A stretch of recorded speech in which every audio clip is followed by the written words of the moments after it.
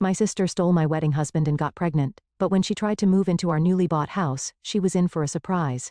I always thought betrayal would feel like a sudden punch to the gut. Instead, it crept up slowly, wrapping around my throat like a silk scarf until I couldn't breathe. The day I caught them together, I wasn't even supposed to be home. My name is Ivy, and I was supposed to be picking out flower arrangements for my wedding. But a migraine had forced me to reschedule, and I returned to find my sister Sophie's car in our driveway. Strange, since she should have been at work. The front door was unlocked. I heard giggling from upstairs, my bedroom. My feet felt heavy as I climbed each step, my heart already knowing what my mind refused to accept. Jamie. Sophie's voice drifted through the crack in the door. We should tell her soon. I know, baby. After the wedding. Okay? We'll figure it out. My hand trembled as I pushed the door open. There they were, my fiancé and my sister tangled in my sheets. The same sheets Jamie and I had picked out together at Bed Bath & Beyond last month. Ivy. Sophie scrambled to cover herself, but Jamie just sat there frozen. Oh God.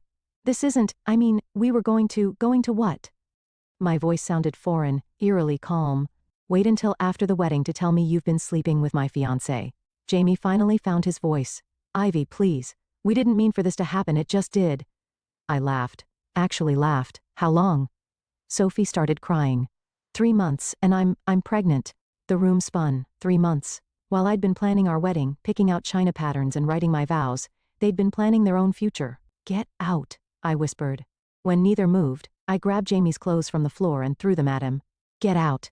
They dressed quickly, Sophie sobbing the entire time.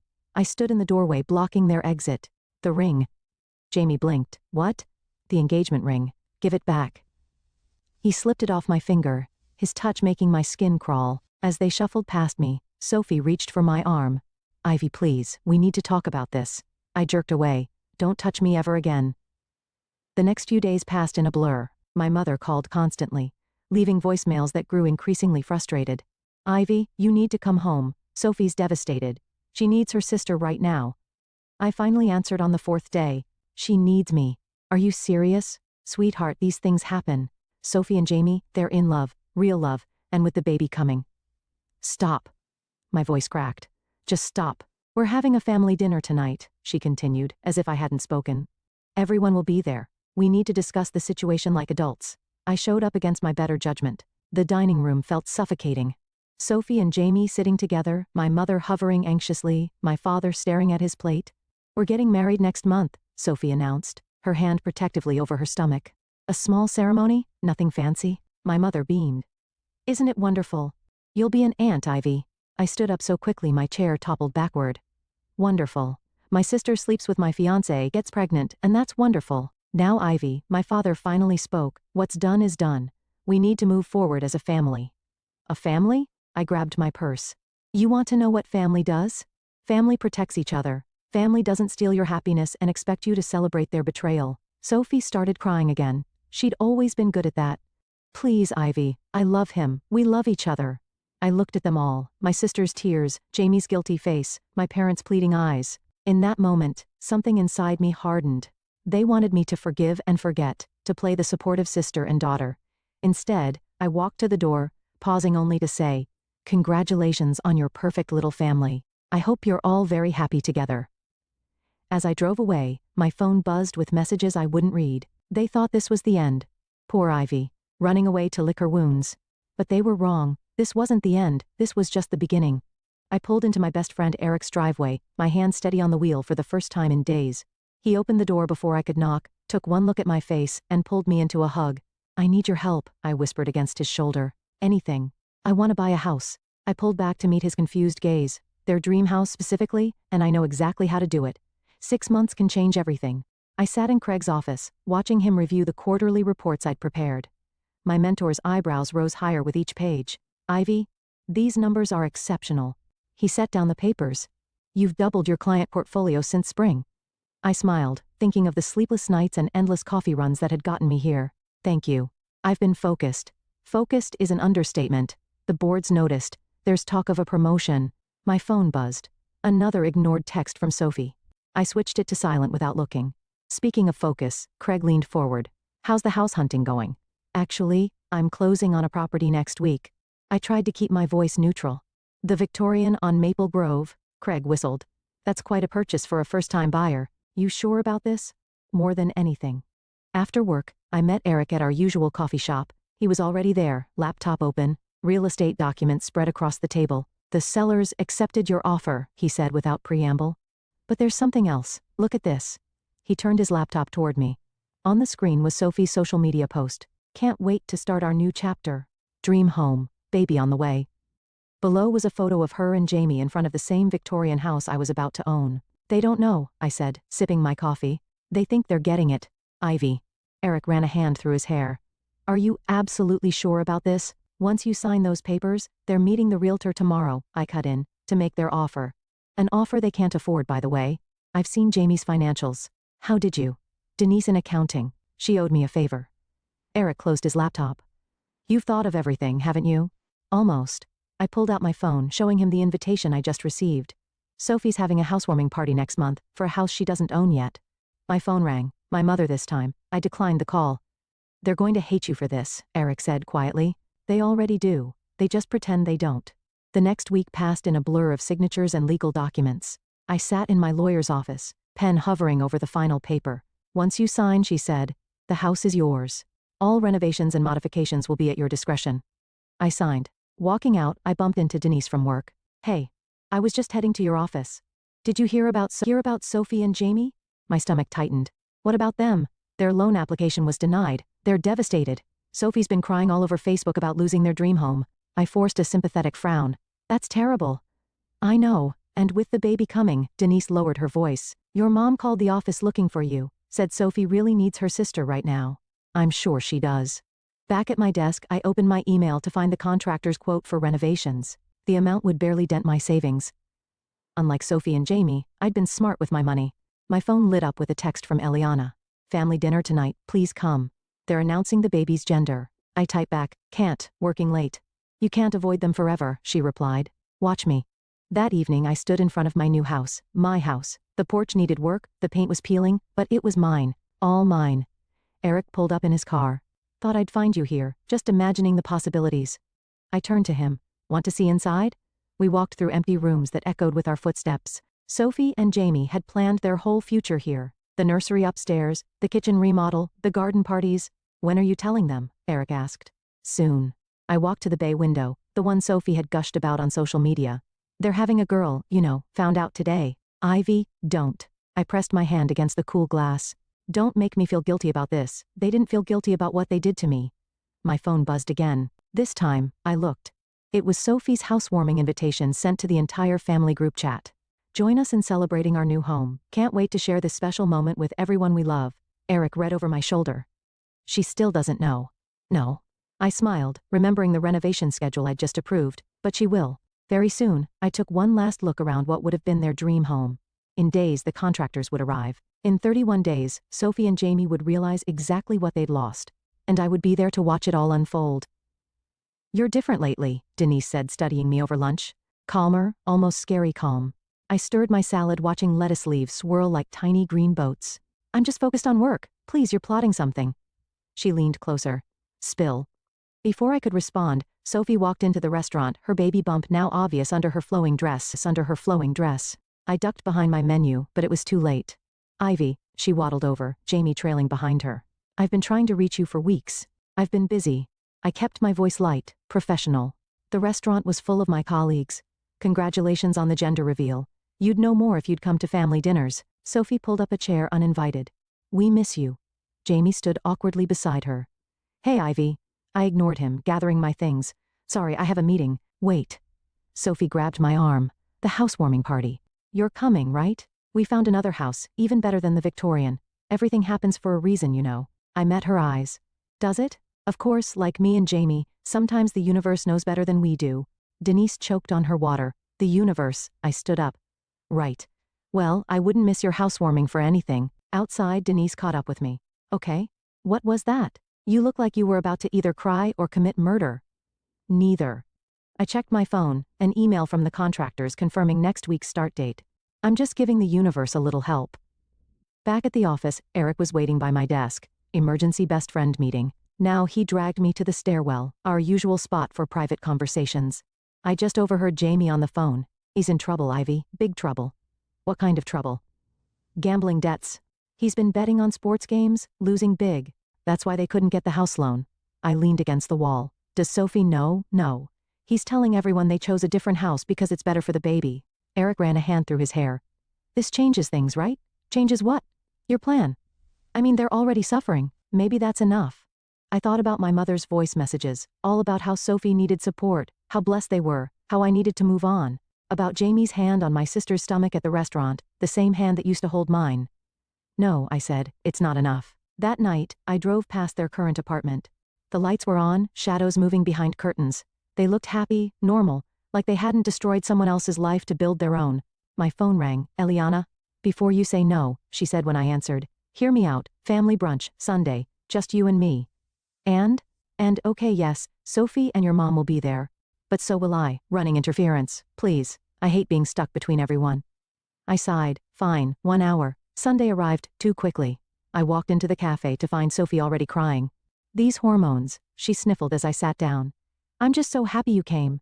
My mother beamed. See, this is what family does. We come together. Eliana caught my eye and mouthed, sorry. So, Sophie wiped her eyes. The new house is perfect. The owners accepted our offer right away. Jamie says it's meant to be. When do you move in? I asked, knowing the answer. 3 weeks. Just in time to set up the nursery before I get too big. She pulled out her phone. Want to see the photos? The previous owners are doing some renovations before we move in. I looked at the pictures, my house, my renovations. Lovely. We're thinking of calling her Ivy, Sophie said suddenly, after you, to show there are no hard feelings. The cafe went silent. Even my mother looked uncomfortable. No, I said quietly. You don't get to do that. But, you don't get to steal my life, and then name your baby after me like it makes everything okay. Sophie's lower lip trembled. I thought you'd be honored. Honored? I stood up, my chair scraping loudly. You want to honor me? Try not sleeping with my fiancé next time. Ivy? My mother hissed. People are staring. Let them stare. I grabbed my purse. I'm done pretending everything's fine. Eliana followed me outside. That was intense. It's about to get more intense. I showed her the contractor's schedule on my phone. They start tomorrow. The renovation that Sophie thinks the sellers are doing? Exactly. She studied me for a long moment. You know this won't make you feel better, right? Maybe not. I watched through the window as Sophie cried on our mother's shoulder. But it'll make them feel worse. And right then, that was all that mattered. Eliana's birthday party felt like walking into a minefield. The backyard was filled with familiar faces, all pretending not to watch me as I navigated through the crowd. Eric squeezed my hand reassuringly. We can leave any time, he whispered. Not yet. I spotted Jamie by the drinks table, checking his phone with a worried expression. This is getting interesting. Sophie waved from her seat of honor, surrounded by gift bags full of baby items. Trust her to hijack someone else's birthday party. Ivy, come feel the baby kick. I'm good. I grabbed a glass of wine, watching Jamie slip away to make another phone call. Eliana appeared beside me. He's been doing that all afternoon. Sophie thinks he's handling work stuff. Bookie stuff, more likely, I muttered. What? Nothing.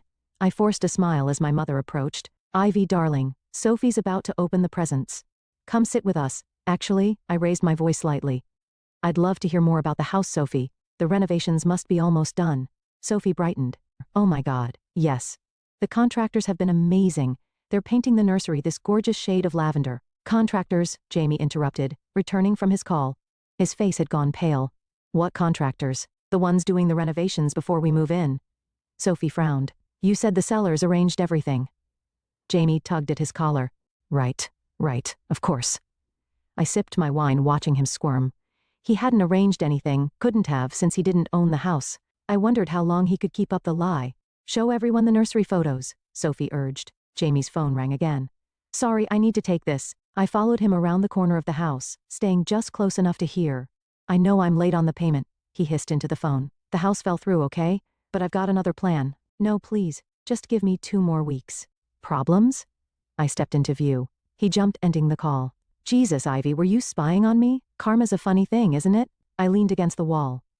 1 minute you're on top of the world, the next, what's that supposed to mean? Nothing. I smiled. Just thinking about how quickly things can change. Houses slip away, debts pile up. His eyes narrowed. What do you know? I know Sophie would be devastated to learn about your gambling.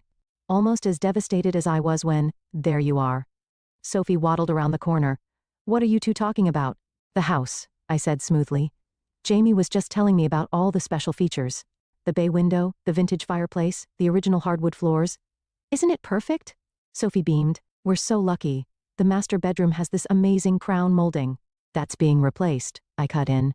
Jamie's head snapped up. What? Oh, you didn't know.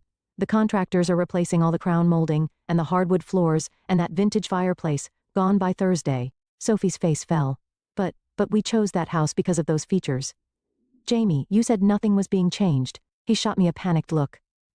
There must be some mistake. No mistake. I pulled out my phone, showing them the contractor's latest photos. See? They're making good progress. But why would the sellers? Sophie's voice trailed off as she studied the images.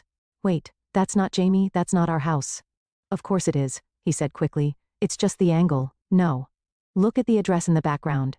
She zoomed in on one photo. That's the Victorian we lost. Why do you have renovation photos of a house we don't own? I watched the color drain from Jamie's face as his house of cards began to collapse. Someone else bought it, he stammered. The loan, we couldn't. Then why are you acting like we're moving in? Sophie's voice rose. Why are there contractors? Why did you let me plan a housewarming party? Other guests were starting to stare. My mother hurried over. What's going on? I'd like to know that too, Sophie said, tears streaming down her face. Jamie. He opened his mouth, closed it, then turned and walked quickly toward his car. Jamie. Sophie tried to follow but stumbled. My mother caught her arm. What did you say to him? My mother demanded. I shrugged, just the truth for once. Sophie sank into a nearby chair, one hand on her stomach. I don't understand. We picked out paint colors, we measured for curtains. How could he lie about this? I caught Eric's eye across the yard. He nodded slightly. My cue to leave before the real storm hit. Happy birthday, Eliana, I called out, heading for the gate. Thanks for having me. Behind me, I could hear Sophie's sobs, my mother's soothing murmurs, and the growing whispers of gossip. Phase 1 was complete.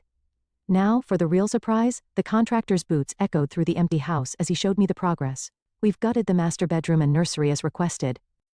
The new fixtures arrived tomorrow.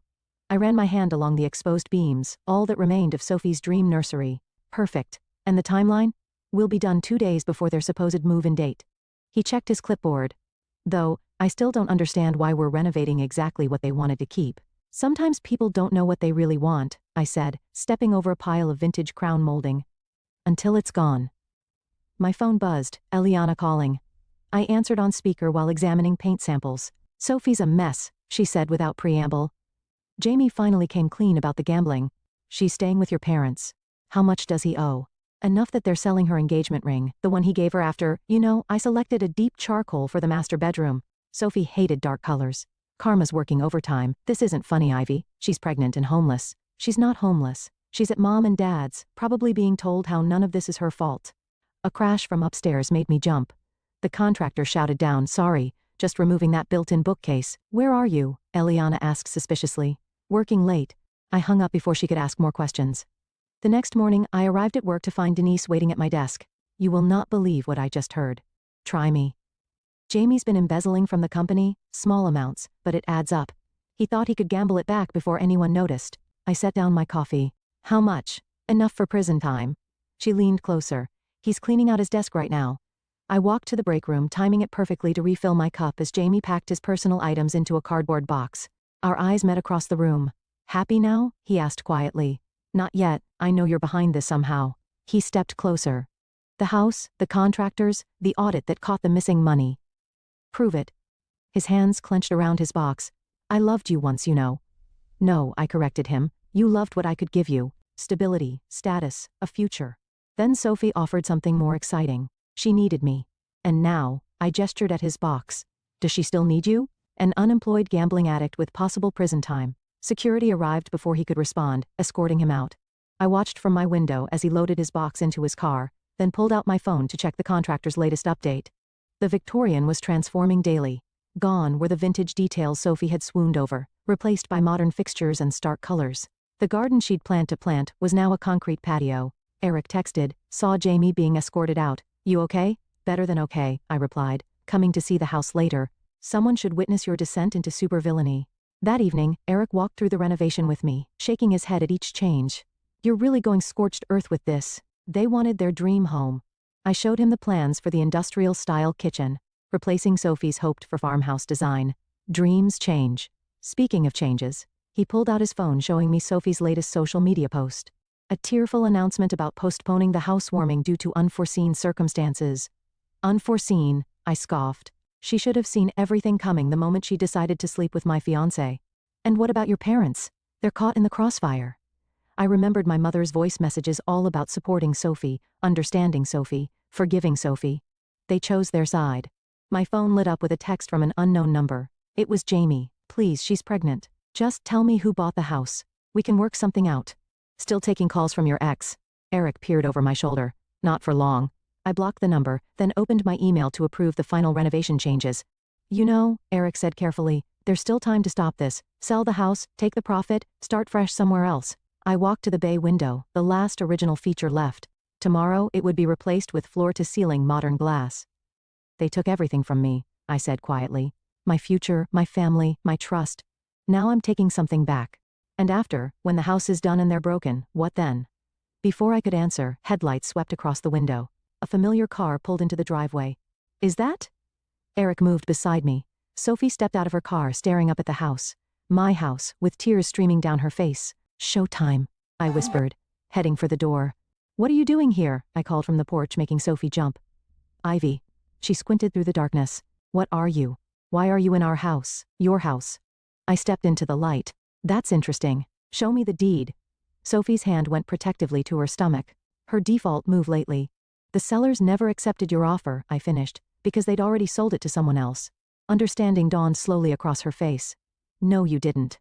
I pulled out my keys, dangling them in the moonlight. Want a tour? She followed me inside, gasping at each renovation. The exposed brick she'd loved was now covered in sleek white paint. The vintage staircase had been replaced with modern floating steps. You're destroying it, she whispered. I'm making it mine. Eric hung back, watching us circle each other like wary cats. Sophie's eyes were red-rimmed, her designer dress wrinkled. Why? Her voice cracked. To hurt me? Why did you sleep with my fiancé? I countered. To hurt me. I loved him. I still love him even after, she choked back a sob. Did you get him fired too? Jamie got himself fired just like he got himself into gambling debt. He was trying to buy this house for us. She gestured at the gutted rooms. For our family. Your family? I laughed. You mean the family you built on the ruins of mine?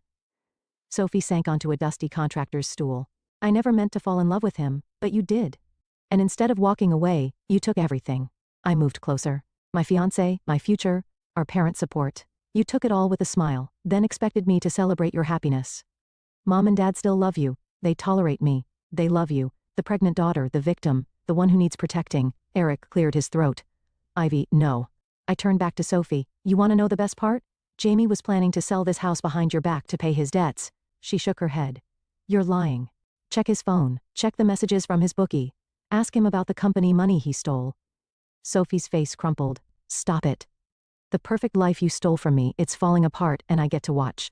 I'm your sister. You stopped being my sister the moment you chose him over me.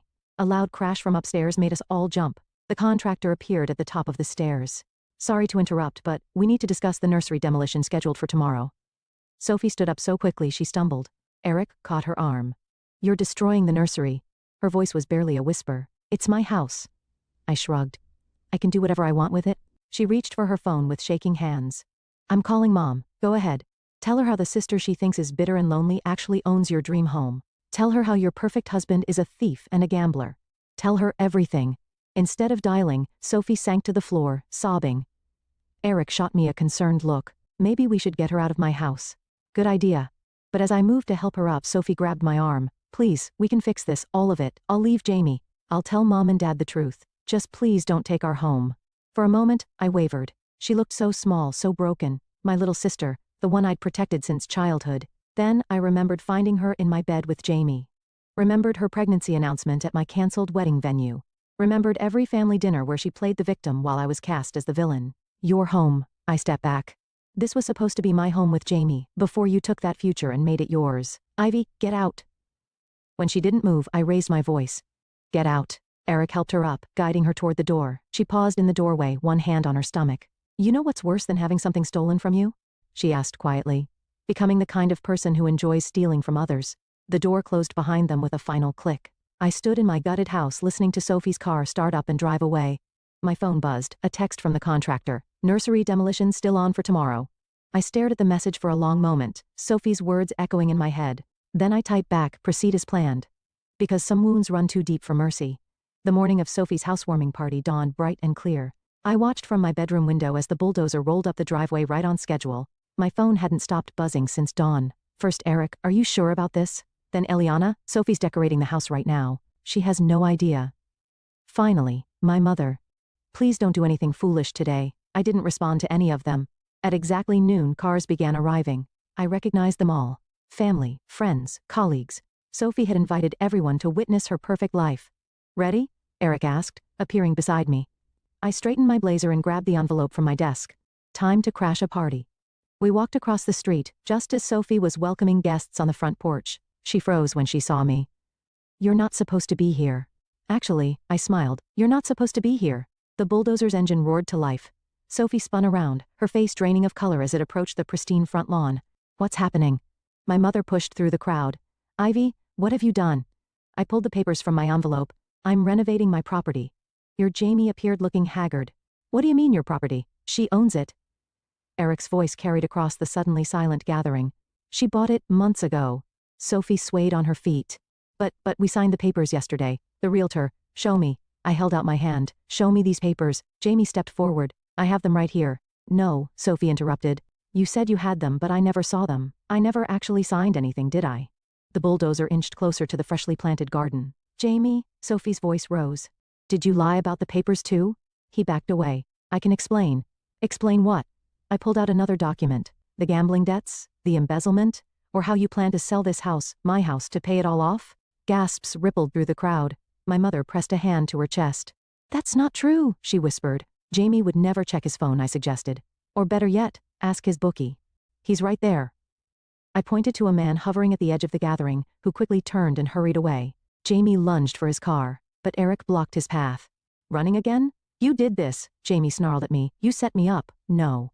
I handed the eviction notice to Sophie. You did this to yourself, just like you did this to her. Sophie stared at the paper, tears splashing onto the legal text. All those renovations you knew the whole time. I bought this house the day after you announced your pregnancy. I turned to address the stunned crowd. The day I learned my sister and ex-fiancé had been sleeping together for months. Ivy, my mother stepped forward. This is cruel. Cruel, I laughed. Was it cruel when you told me to be happy for them? When you celebrated their betrayal? When you made me the villain for not forgiving them? The bulldozer's blade touched the first flower bed. Sophie screamed, "Stop it, please. Why should I?" I moved closer. You didn't stop when I begged you to, when I asked why my sister would do this to me. I'm sorry. She fell to her knees sobbing. I'm so sorry, Ivy. Please don't destroy our home. It was never your home. I signaled the bulldozer driver. It was my future you destroyed. Now, I'm just returning the favor. Jamie tried to run again, but two men in suits blocked his path. James Fletcher, one flashed a badge. We need to discuss some financial discrepancies at your former workplace. As they led Jamie away, Sophie crumpled the eviction notice in her fists. Where are we supposed to go? That's not my problem. I turned to leave, then paused. Oh, and Sophie, don't name your baby after me. She deserves better than that. The crowd parted as I walked away, whispers following in my wake. I heard my mother calling my name, heard Sophie's sobs, heard the bulldozer's engine growling. Eric caught up with me at the sidewalk. Well, that was justified. I was going to say intense. He glanced back at the chaos we'd left behind. Feel better. I watched as my family's perfect facade crumbled, just like the house would soon crumble. Sophie being led away by our parents, Jamie in custody, the party guests fleeing the scene. Ask me tomorrow, I said, and walked away from the ruins of both our dreams. Behind me, the bulldozer began its work. The demolition dust had barely settled when Eliana found me sitting on my front porch, watching the sunset behind the partially destroyed Victorian. Everyone's looking for you, she said, settling beside me. Let them look. She handed me a cup of coffee. Jamie's being held without bail. Sophie's at the hospital. Stress triggered early contractions. The coffee burned my tongue, but I welcomed the pain. It felt real grounding. Did you know, I said, that I used to imagine my whole life in this house? Sunday dinners, Christmas mornings, kids running up and down those stairs. And now I'm going to sell it as is. I gestured at the demolished garden, the exposed beams, the chaos I'd created. Let someone else build something new from the wreckage. My phone lit up, my mother calling again. This time I answered. Where are you? She demanded. Home. This isn't funny, Ivy. Your sister needs you. No, I said quietly. She doesn't, and neither do you. I hung up as Eric's car pulled into the driveway. He carried a box of my old photos, the ones I'd left at my parents' house. Your mom dropped these off at my place, he said. Think she was hoping to find you there.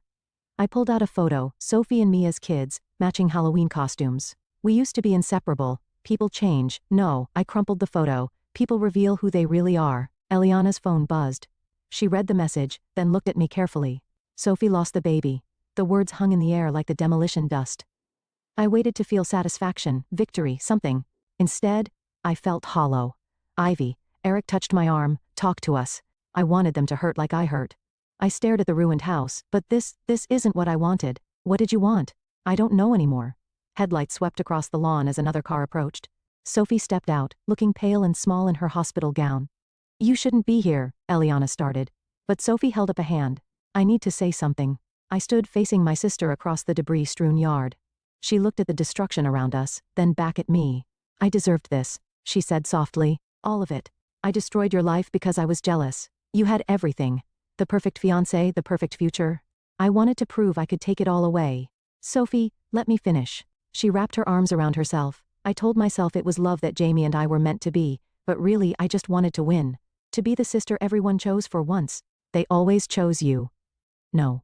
She shook her head. They needed to take care of me because I was a mess. But you are the strong one, the successful one, the one they were proud of. I looked at the house. Really looked at it. The demolished parts, the renovations, the ruins I'd created to make them suffer. I became exactly what they thought I was, I whispered. Bitter, vengeful, cruel. We both did. Sophie wiped her eyes. I lost everything today. Jamie, the baby, our parents' trust. But the worst part, I lost you long before that. The day I decided my jealousy was more important than my sister. Eric and Eliana backed away, giving us space. In the growing darkness, Sophie and I stood among the ruins of both our lives. I can't forgive you, I said finally. I know, but I don't want to hate you anymore. She nodded, tears streaming down her face. What happens now? I looked at the bulldozer, still waiting for tomorrow's demolition. At the house that had become a monument to revenge rather than healing. Now, I said, we both start over separately. Will you ever talk to me again? Maybe? Someday. When it doesn't hurt to look at you. She turned to leave, then paused. For what it's worth, I'm sorry. Not because I got caught, or because everything fell apart, but because I broke something that can never be fixed. I watched her drive away, then turned to Eric and Eliana. Call the contractor, tell him to stop the demolition. You're keeping the house? Eric asked. No. I took one last look at the Victorian. My dream home. My instrument of revenge. My prison of bitterness. I'm going to restore it. Not for Sophie, not for revenge, but for me. Then I'm selling it and moving somewhere new. Running away? Eliana asked. No. I smiled, feeling lighter than I had in months. Moving forward, because sometimes the best revenge isn't destruction. It's rebuilding yourself from the ruins others left behind.